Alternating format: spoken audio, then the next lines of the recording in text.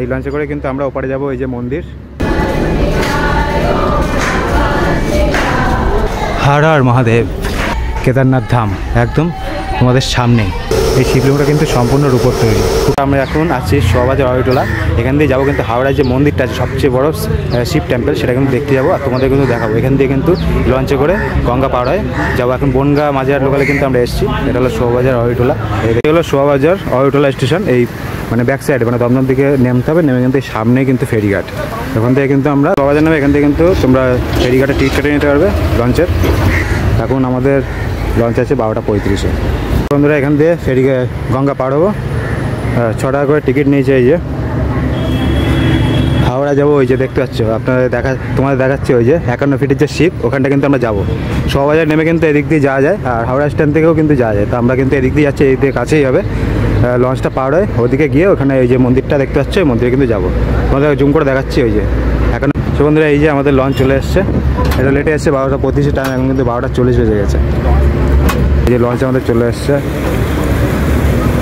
6 টাকা করে কিন্তু ভাড়া নিয়েছে এই লঞ্চে। আমরা ওপরে যাবো শোভাবাজার জেটিঘাট। তো বন্ধুরা এই যে শোভাবাজার জেটিঘাট থেকে লঞ্চ ছেড়ে দিয়েছে আমাদের। ওই যে এখান দিয়ে দেখা যাচ্ছে কিন্তু মন্দিরটা, 51 যে শিব মূর্তি, সেই মন্দিরটা কিন্তু দেখা যাচ্ছে ওপারে হাওড়ায়। সেই হাওয়া দিচ্ছে গঙ্গায়, আর ওই যে হাওড়া ব্রিজ, সেই ভিউ, সেই দুর্দান্ত কিন্তু লাগছে। গঙ্গার যে হাওয়া দিচ্ছে,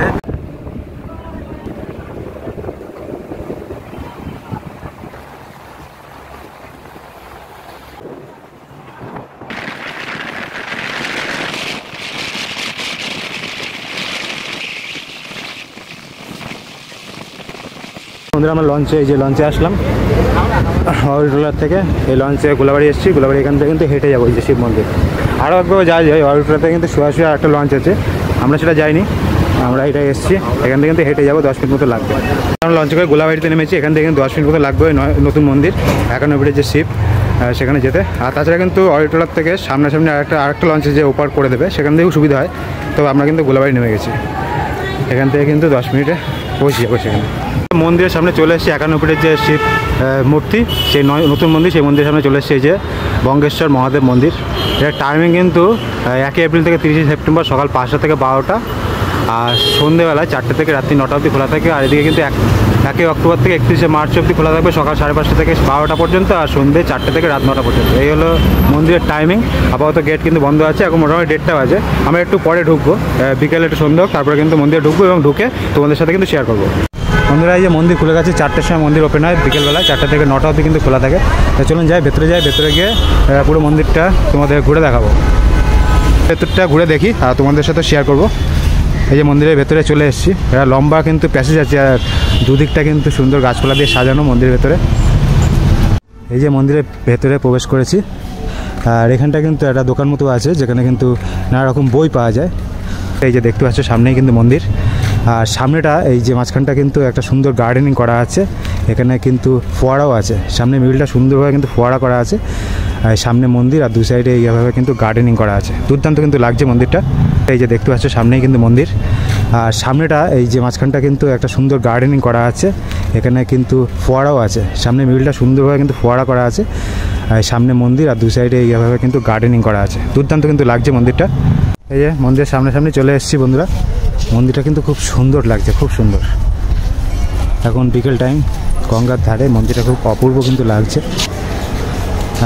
এই যে মন্দিরটা, এর ভেতরে একটু দেখাবো তোমাদের, তারা কিন্তু বাইরের দিক দিয়ে একবার তোমাদের ঘুরে দেখাই। খুব সুন্দর একটা মন্দির, এখানে অবশ্যই কিন্তু চলে আসতে পারো বিকেল টাইমে।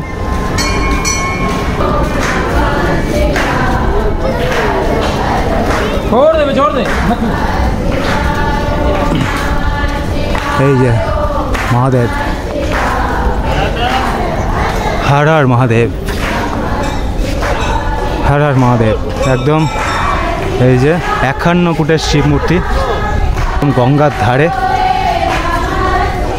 অপূর্ব কিন্তু লাগছে, খুব সুন্দর লাগছে। আর এখানে এদিকটা কিন্তু বিভিন্ন মন্দির আছে, দেখতে পাচ্ছ এখানে।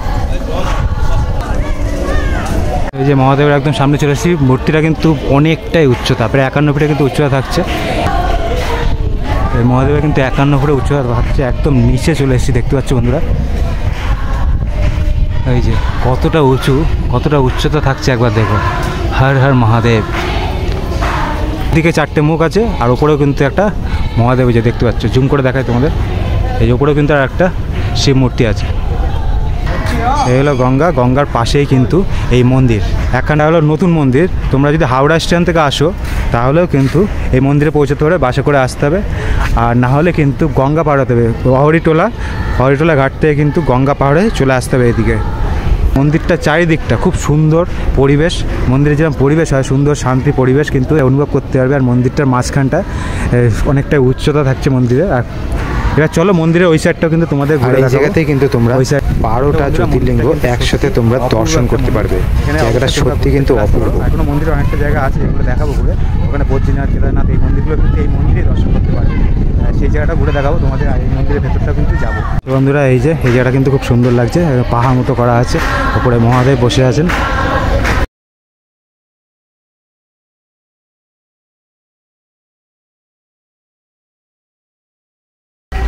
একসাথে কিন্তু অনেকগুলো মন্দির তোমরা দর্শন করতে পারবে এই মন্দিরে।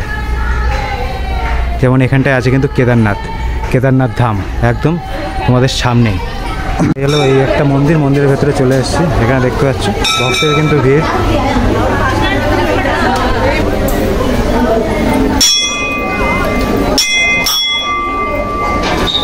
এগুলো মন্দিরের জায়গা দেখতে পাচ্ছ। এখান থেকে কিন্তু মহাদেবকে আরও সুন্দরভাবে দেখা যাচ্ছে। দেখতে পাচ্ছ কতটা উচ্চতা। আর প্রচুর লোকজন কিন্তু এখন এসছে, প্রচুর ভক্তরা কিন্তু এখন এসছে মন্দিরে। বিকেল টাইমে কিন্তু ভালোই ভিড় হয়। দেখতে পাচ্ছ প্রচুর ভক্তরা কিন্তু এসছে। আচ্ছা, এই জায়গাটা অনেকগুলো আর কি মন্দির আছে। আর ভেতরটা তো তোমাদের দেখালাম। এবার কিন্তু মূল মন্দির যেটা, সেই মন্দিরটাও কিন্তু তোমাদের একবার ঘুরে দেখাবো। এই যে মূল মন্দির, এই মন্দিরটা কিন্তু তোমাদের একবার ঘুরে দেখাবো। মূল মন্দিরে যে মহাদেবের শিবলিঙ্গটা আছে এটা কিন্তু রূপোর তৈরি। এটা হলো মূল মন্দির। এই যে মূল মন্দিরে কিন্তু এখন এই মুহূর্তে কিন্তু গেটটা খোলা হলো, দেখতে পাচ্ছ।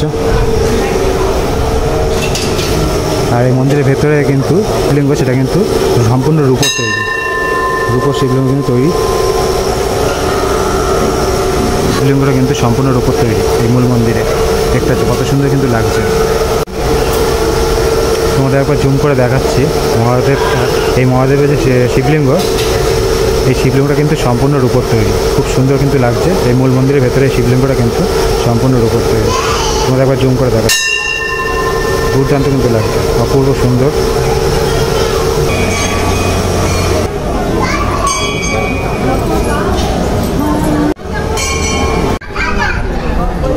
আর বন্ধুরা এখানে মন্দিরগুলো কিন্তু খুলে গেছে।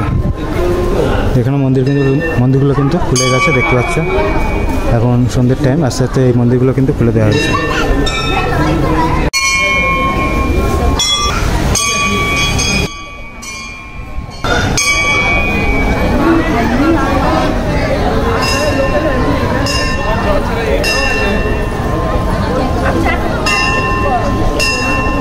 এই মন্দিরের নাম কিন্তু গঙ্গেশ্বর মহাদেব মন্দির। এখানে 51 ফুটের শিব মূর্তি, মানে শিব তোমরা কিন্তু মহাদেব দেখতে পারবে। 51 ফুটের মহাদেব তোমরা কিন্তু এখানে দেখতে পাবে। মন্দিরের নাম গঙ্গেশ্বর মহাদেব মন্দির। এটা হলো হাওড়া শালকিয়া।